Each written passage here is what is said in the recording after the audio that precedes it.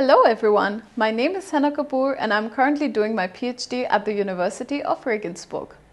In order for a living organism to function efficiently, there is a series of flow of information which happens in each cell of an organism.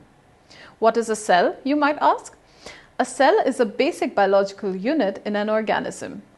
Your body, for example, is made up of many cells, and so are plants. Each cell contains DNA, which encodes the information to form the intermediate product called RNA. And this process is called transcription. This process is carried out by an enzyme known as RNA polymerase. The RNA then contains a code to make the proteins, which ultimately carry out various functions in your body. Now, for making my research more understandable, I would like to give a short example. Imagine that you work at a company. There are many people involved in making a company work efficiently, such as a boss, an employer, and for example, a coffee boy who brings coffees to the employer as well as the boss. Now, if a company does not have a coffee boy, it would be less affected.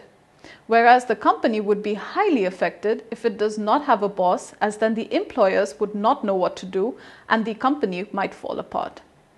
Our research group uses the plant Arabidopsis thaliana to focus on exploring the functions as well as the interactions of different transcription factors associated with the RNA polymerase for efficient synthesis of RNA. Thereby, we remove these factors from the plants to see how the plant behaves. As stated in the example, the removal of some factors might cause the transcription process to completely come to a stop, whereas the removal of some might not affect the transcription process at all.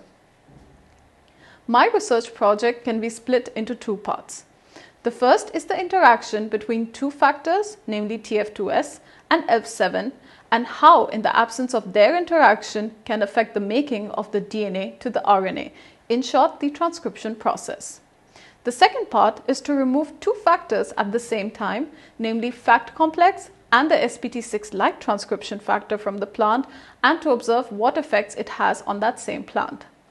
Recently, we started to include stress experiments to our mutants to observe how they are affected by high and low temperature, low light, high salt conditions, and so on.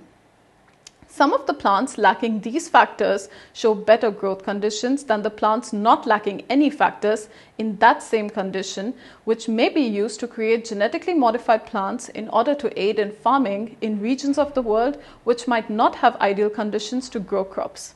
Thank you for listening.